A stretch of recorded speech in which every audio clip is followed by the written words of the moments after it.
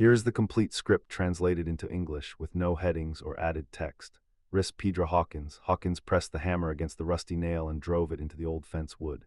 The midday sun fell like liquid fire on his bare back, but he didn't even sweat. 10 years living in the New Mexico desert teach you to endure anything. The heat, the loneliness, the memories that never leave you in peace. There was a time when his hands held guns, not hammers. A time when his name made men tremble from Texas to California. Riss Pedro Hawkins, the fastest gun in the West. 23 men had fallen to his bullets. 23 ghosts that haunted him every night in his dreams, whispering his name from the shadows. But that was over. Exactly 10 years ago, on a cold November night, he had buried his 2 Colt revolvers in a wooden chest under the floor of his cabin. He had promised with his hand on his mother's fresh grave in the Santa Fe cemetery that he would never hurt anyone again, that he would live in peace alone, farming the land until the day he died, that his hands, stained with too much blood, would learn to create life instead of taking it. And he had kept that promise, every single damn day of those 10 years. His farm was 3 kilometers from Polvo Santo, a small border town lost in the mountains where nothing interesting ever happened, perfect for a man who wanted to disappear from the map. The neighbors respected him because he worked hard from sunup to sundown and never caused trouble. He paid his debts on time, helped when someone needed an extra hand, and kept his mouth shut. No one asked about his past. In the West, that was a sacred rule everyone respected. Don't ask where you come from. All that matters is who you are now and what you do with your days. Riss finished repairing the last stretch of fence and wiped the sweat from his forehead with the back of his hand. He looked toward the horizon where the mountains rose like sleeping giants. It was Tuesday, the day to go to town for supplies. He needed flour, coffee, salt, beans, and maybe some tobacco. Don Gomez had good quality. He walked to his small wooden cabin, washed in the rainwater barrel he kept by the door, and put on a clean shirt. Then he hitched Truno, his old gray Mustang horse, to the wooden cart. Truno neighed softly as if he knew it was market day. The road to Polvo Santo was long and dusty. The sun burned mercilessly, and the air smelled of dry sage and hot earth. On both sides of the road, saguaro cacti stood like silent sentinels of the desert. Riss let Truno set his own slow pace while he watched the familiar landscape. He had traveled this road hundreds of times in recent years. He knew every stone, every curve, every solitary tree, but today something felt different. The air was heavier, more tense, like those silent minutes before a summer storm breaks. The birds weren't singing, not even the snakes were slithering among the rocks. Everything was too still. Riss frowned but kept going. It was probably just his nerves. Lately he had been having those dreams again. The dreams where the faces of the men he had killed appeared before him, accusing him, cursing his name. He would wake in the middle of the night with his heart racing and his hands shaking. Polvo Santo finally appeared on the horizon like a shimmering mirage under the heat. Barely 12 wooden buildings, weathered by years of merciless sun. The Thirsty Coyote Cantina, Don Gomez's general store, the Martinez brothers' blacksmith shop, Sheriff Morrison's office, the small bank, the barber shop, and a few scattered houses where the town's families lived. In the nearly empty streets, a couple of barefoot children played with a metal hoop while their mothers hung wet laundry under the porches, seeking any available shade. Riss tied Truno in front of the general store and went inside. The small bell above the door tinkled softly. The interior was dark and relatively cool, a blessed relief after the hell of the sun outside. The familiar smell of coffee, spices, tobacco, and leather filled the air. Don Gomez, a 60-year-old Mexican man with a thick white mustache and a permanent smile, looked up from the counter where he was writing in his ledger.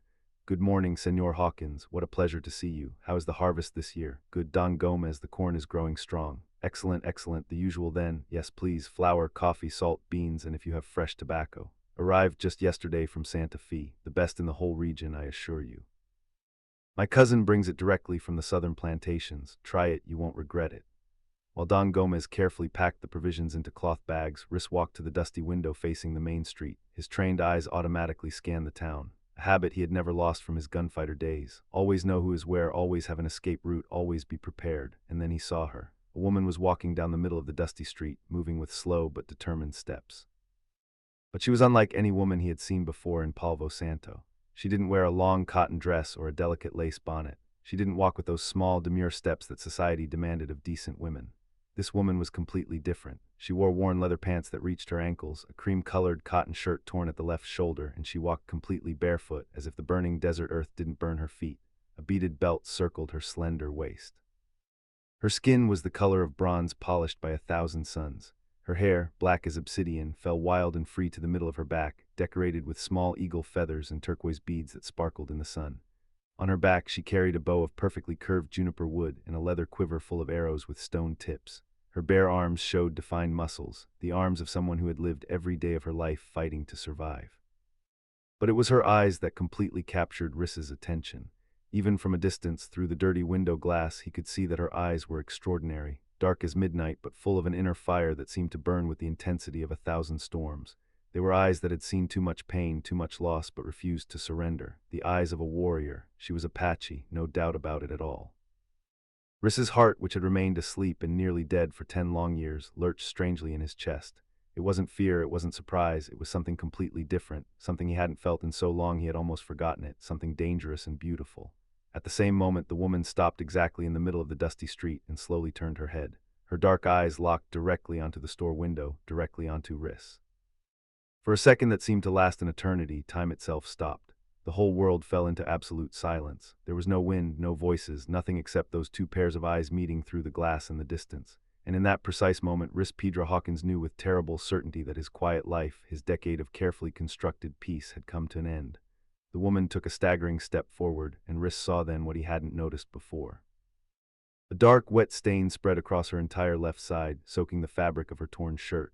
Drops fell slowly, leaving a trail in the dust of the street. She was hurt, badly hurt. "My God," exclaimed Don Gomez from behind the counter, his voice trembling. "She's an Apache. What the hell is she doing here in town? Senor Hawkins, this is very dangerous. We must call Sheriff Morrison immediately." But Riss wasn't listening. All his senses were focused on the woman who now took another weak step, her legs visibly trembling under her body's weight. Her face, beautiful and wild, was pale from blood loss. Drops of sweat glistened on her forehead. The woman raised a hand toward the store as if asking for help or perhaps just trying to stay upright. Her lips moved, whispering something Riss couldn't hear from inside the store. And then, like a tree cut at its base, her legs gave way completely. She fell to her knees in the middle of the street, raising a small cloud of golden dust around her. For a moment she stayed like that, kneeling, her head bowed forward and her black hair falling like a curtain over her face. Her breathing was heavy, desperate, with what seemed to be her last drop of strength. She lifted her head once more, and her eyes found Riss's through the window. In that look there was pleading pain, but also a fierce pride that refused to break even in defeat. Her lips formed a single silent word, "Help," and then she collapsed completely forward. Riss didn't think. There was no internal debate, no consideration of consequences. His body simply moved, driven by an instinct he had buried 10 years ago, but that had never truly died. The instinct to protect, to save. He ran out of the store so hard the door slammed against the wall, making the bell ring violently. His boots hit the wooden floor of the porch and then the dust of the street. He crossed the distance in 4 long, powerful strides, his legs moving faster than they had moved in years. He arrived just in time. His arms extended and caught the woman barely a second before her face hit the hard, dusty ground. The impact of her weight against his arms was surprisingly light. She was thin, almost fragile under all that outer fierceness, as if she hadn't eaten properly in days or weeks. Riss carefully turned her in his arms until he could hold her against his chest. Her head fell back, revealing a face of wild and perfect beauty. High cheekbones, a straight and strong nose, full lips now dry and cracked by the sun. She was perhaps 25 years old, maybe less. It was hard to tell. But even unconscious, her body remained tense, her muscles firm like steel cables under her bronzed skin. It was the body of someone who had fought every day of her life, who had never known softness or comfort, a warrior to the marrow of her bones. "Senor Hawkins," Don Gomez's shrill voice came from the store doorway. "What are you doing? That woman is Apache. The Apache are dangerous. She could bring her whole tribe here. There could be more of them hiding in the hills waiting to attack us." Riss stood up carefully, lifting the woman in his arms as if she weighed nothing. He turned slowly toward Don Gomez, and in his gaze was something the old shopkeeper had never seen before, something cold and hard as steel. Something that belonged to the man Riss had been 10 years ago. It was the look of the gunfighter, the look that had made men much tougher than Don Gomez tremble. "She's hurt, Don Gomez," Riss said in a low, controlled voice that nevertheless held a sharp edge of warning. "She's just a woman who needs help, a woman who is dying. But Senor Hawkins, she is just a woman." The final tone of Riss's voice left no room for further discussion. Don Gomez stepped back involuntarily, swallowing hard. He had never seen that expression on the farmer's calm face. It was as if a mask had fallen away, revealing something dangerous and ancient beneath. Riss walked quickly to his cart, holding the Apache woman firmly against his chest. He could feel her heart beating weakly, too weakly. He could feel the heat of fever radiating from her skin. He didn't have much time. Carefully, he placed her in the back of the cart, on top of the provision sacks Don Gomez had packed. He took his own leather jacket from the front seat and spread it over her like a blanket, covering her trembling body. Even under the scorching midday sun, she was shivering. That wasn't a good sign. "Hold on," he murmured, though he knew she couldn't hear him. "Just hold on a little longer." He jumped onto the driver's seat and took the reins. With a quick click, Truno began to trot, but Riss immediately urged him into a gallop.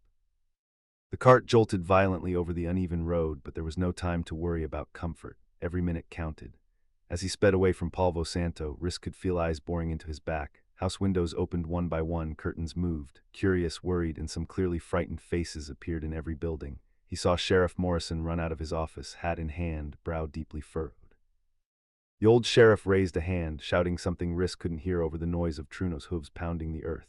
But Riss didn't stop, didn't look back, didn't slow down. His eyes were fixed on the road leading to his farm, his hands firm on the reins, his jaw clenched with determination. Behind him in the cart, the Apache woman moaned softly in her unconsciousness, lost somewhere between life and death. The sun continued to burn relentlessly from the cloudless sky. The desert stretched on both sides of the road, vast and indifferent to the human drama unfolding in its heart.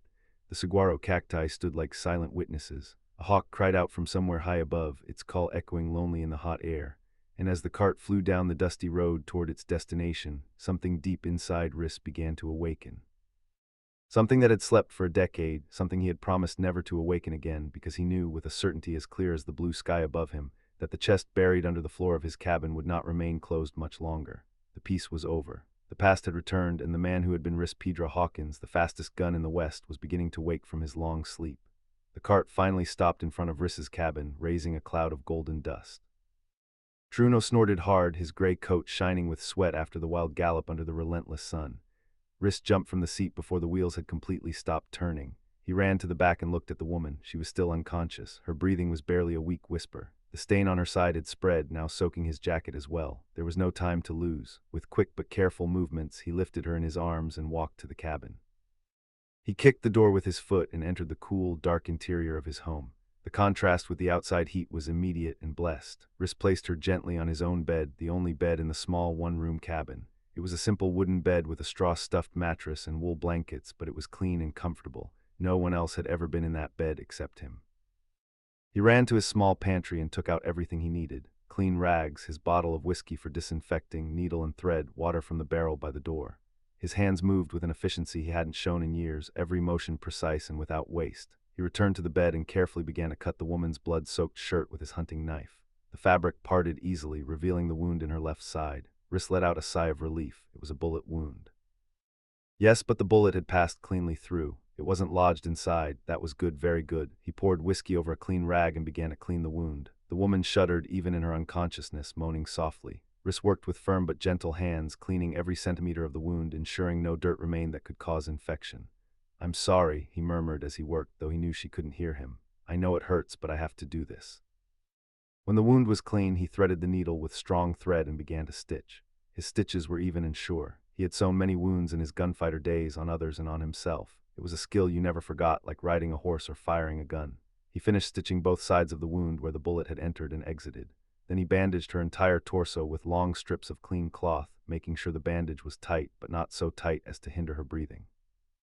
Finally, after nearly an hour of intense work, Riss leaned back and wiped the sweat from his forehead. It was done.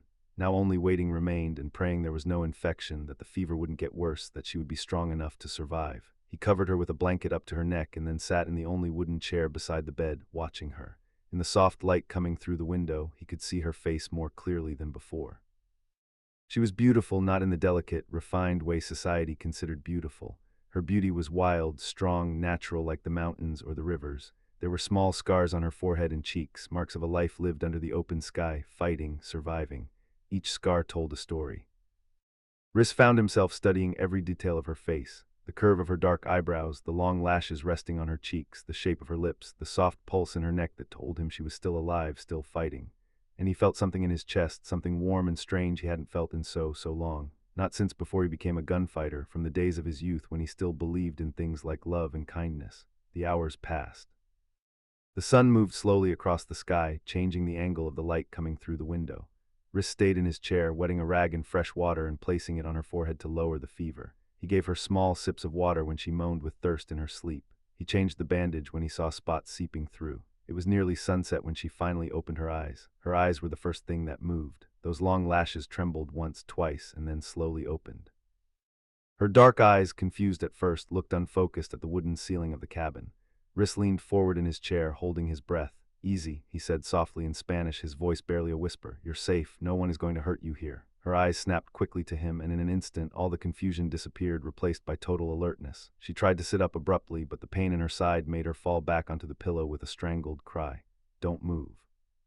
Riss extended a hand but didn't touch her, giving her space. You're hurt, you had a bullet wound, I stitched and bandaged you, but you need to rest or you'll open it again. She looked at him with wild eyes, assessing him. Her hand moved instinctively toward her back, searching for her bow, her arrows, but they weren't there. Riss had placed them carefully in the corner of the room, out of her immediate reach, but where she could see them. Your weapons are there, Riss pointed. I didn't touch them except to take them off your back. They're safe. The tension in her shoulders lessened slightly, but her eyes never stopped studying him. It was the look of a caged wild animal, searching for escape, assessing threats. Who are you? She asked finally. Her voice was hoarse, rough from thirst and pain, but there was strength in it, and she spoke Spanish fluently, though with a unique accent. My name is Riss Hawkins. This is my farm. You fainted in town. You were losing a lot of blood. I brought you here to heal you. Why? The question was direct, unadorned. Her eyes bored into him, searching for lies, for hidden intentions. Riss opened his mouth to answer but stopped. Why? Because he had risked everything, his peace, his quiet life, his reputation in town, for a complete stranger. Why had he felt that immediate urgency, that need to save her? Because you needed help, he said finally, simply. And because, he paused, searching for the right words. Because when I saw you, something in me knew I couldn't let you die. Their eyes met, and for a long moment neither spoke. In the silence of the cabin, only the wind outside and their breathing could be heard. I am Wild Rose, she said finally. Of the Chiricahua Apache people, it is an honor to know you, Wild Rose. She studied his face a moment more, and then incredibly a small smile touched the corners of her lips. You are a strange man, Riss Hawkins, so I've been told. Riss knew something had changed in that moment, something deep and irreversible. When their eyes had met, when she had smiled despite the pain, something in his heart that had been frozen for 10 years began to melt. And outside in the distance, the sound of horses' hooves began to approach. Many horses, too many, trouble had arrived. The sound of the hooves grew louder and louder, approaching the farm quickly. Riss stood up with a jump and walked to the window, slightly pulling the curtain aside to look outside. Saw made his jaw clench. 6 men on horseback were approaching down the dusty road. They weren't from town. He knew that immediately from their dirty clothes and visible weapons. They wore wide-brimmed hats that partially hid their faces, but Riss could see enough. They were hard, dangerous men, bounty hunters or worse, and they were coming directly toward his cabin. It's them. Wild Rose's voice sounded behind him, tense and full of contained pain. The men who shot me, the men who destroyed my people. Riss turned quickly. Wild Rose had managed to sit up in bed. Her face was pale from the effort, but her eyes burned with fierce determination. One hand pressed her bandaged side, the other reached toward her bow in the corner. No, Riss said firmly, walking quickly toward her. You're in no condition to fight. You just woke up. You can barely sit. Then give me my bow and I will die fighting, she replied, trying to stand, but her legs wouldn't hold her and she began to fall. Riss caught her before she hit the floor, holding her against his chest. For a moment their faces were inches apart. He could feel her warm breath, see the golden flecks in her dark eyes, smell the scent of earth and sage that radiated from her skin. You're not going to die, he said softly, but with an intensity that made her stare at him. Not today, not while I'm breathing. Something passed between them in that moment, a spark, a connection neither could explain, but both felt deeply in their souls. Wild Rose stopped resisting, and for a second, just a second, she allowed herself to rest against him. Outside, the horses stopped in front of the cabin. Rough voices were heard, harsh laughter, the unmistakable sound of weapons being checked. Hawkins, a gruff voice shouted from outside. We know you have her in there. The old man in town told us. Hand over the Apache and there won't be any trouble. Riss gently placed Wild Rose back on the bed. Hide underneath, he whispered urgently. No matter what you hear, do not come out until I tell you. I will not hide while you fight for me, she protested, grabbing his arm with surprising strength. I'm not going to fight, Riss said, and a small, strange smile touched his lips. I made a promise 10 years ago. I'm not going to break it, not yet. Then they will kill you, trust me. Their eyes met again, and after a moment Wild Rose nodded slowly. She slid under the bed with a moan of pain that tightened Riss's heart. He quickly pulled the blanket to hang down to the floor, hiding her completely. Then he walked to the door, took a deep breath, and stepped out onto the porch. The 6 men were formed in a semicircle in front of his cabin, their horses snorting and kicking nervously. The leader was a large man with a scar running across his entire left cheek. His hand rested casually on the gun at his hip.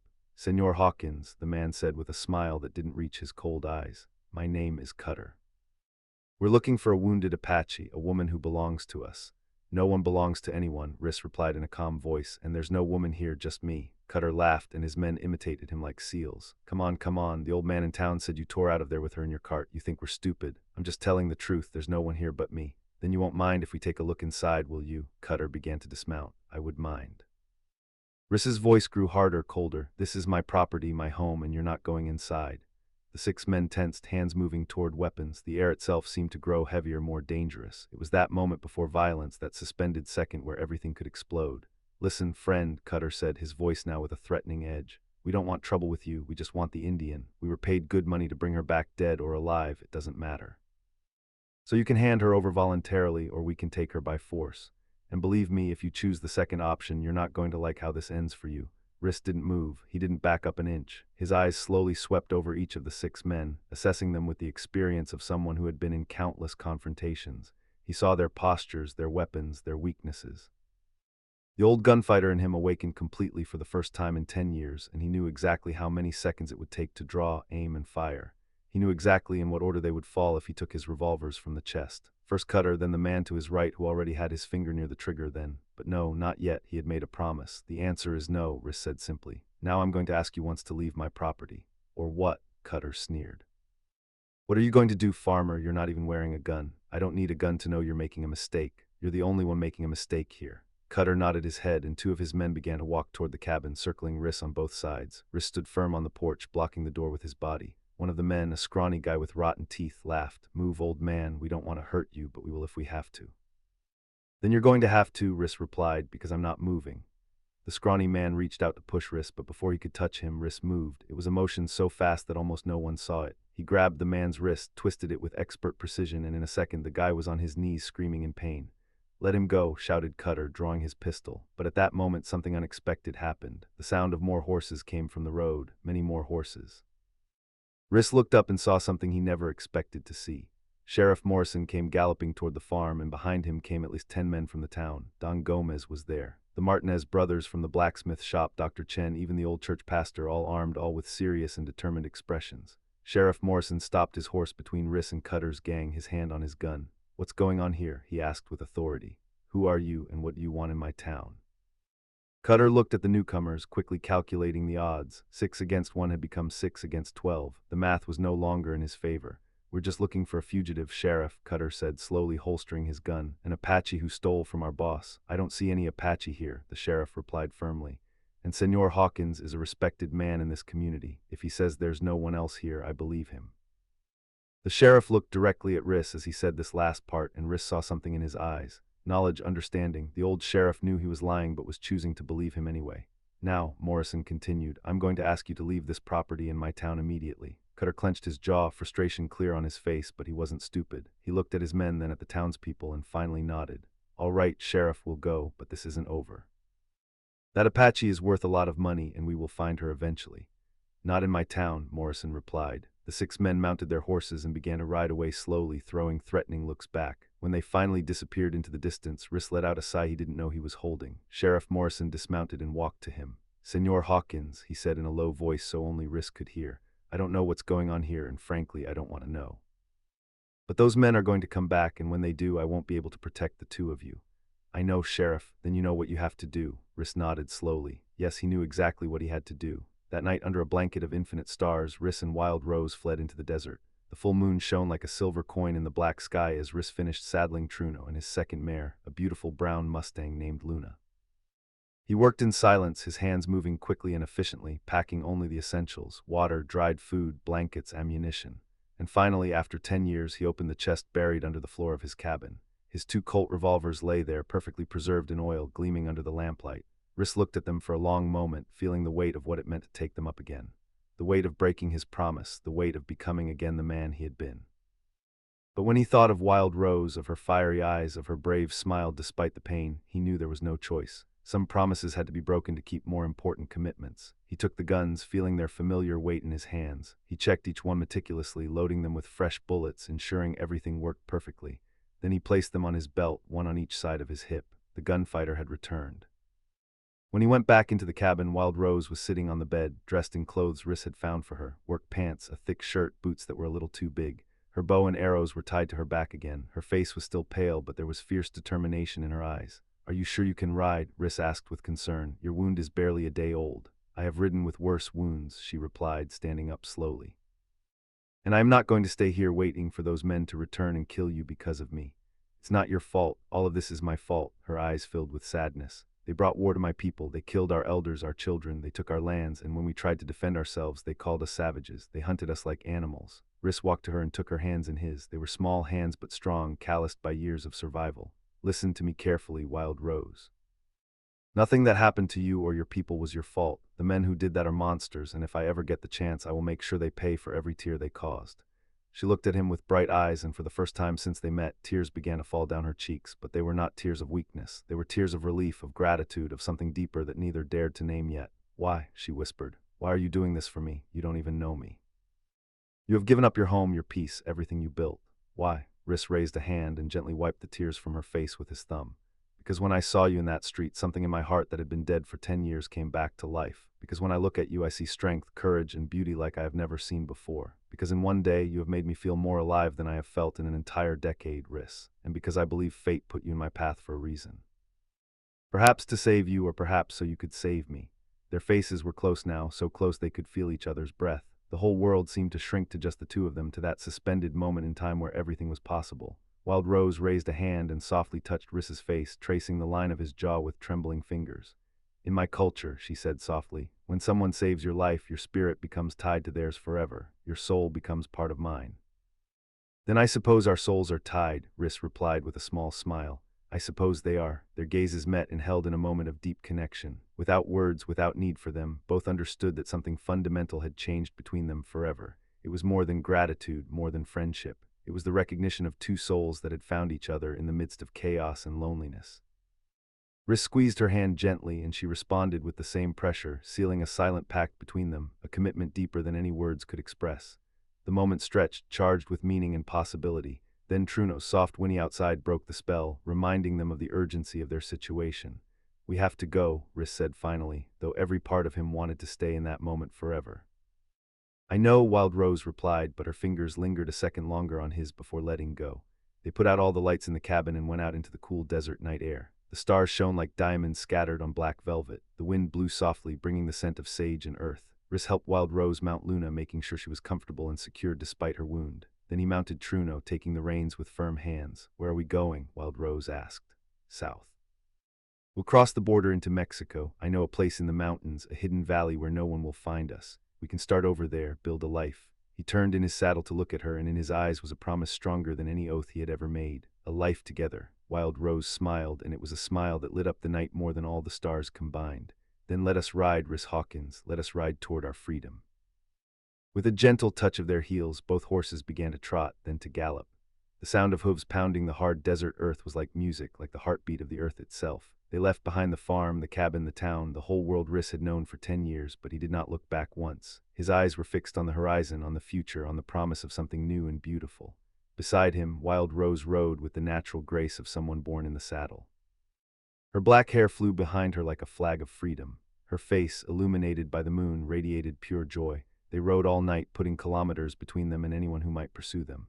The desert stretched infinite around them, vast and beautiful in its harshness. Cacti like sentinels, rocks like ancient sculptures, the sky like an ocean of light. And as they rode, Rhys realized something deep and true. He'd spent 10 years trying to escape who he had been, burying his past, denying his nature. But perhaps the answer was never to escape. Perhaps the answer was to find something worth fighting for, someone worth living for. In Wild Rose, he had found both. When the sun began to rise on the eastern horizon, painting the sky orange and pink and gold, they finally stopped their horses on the top of a hill. From there they could see for kilometers in all directions. Behind them, the world they had left. Ahead of them, Mexico and their future. Wild Rose turned to Rhys, and he saw tears in her eyes again, but this time they were tears of happiness. "Thank you," she said simply, "for everything, for saving me, for believing in me, for choosing me." Rhys took her hand and squeezed it gently. "Don't thank me. You saved me as much as I saved you. You gave me back something I thought I had lost forever. You gave me back hope." The sun continued to rise, bathing them both in golden light. And in that moment, on that hill under the infinite sky, two lonely souls who had found their way back to each other knew they had finally found their home. Not in a place, but in each other's hearts. Together, they turned their horses south, toward the border, toward Mexico, toward freedom, and they rode toward their new beginning, leaving behind only dust and the echo of hooves in the desert wind.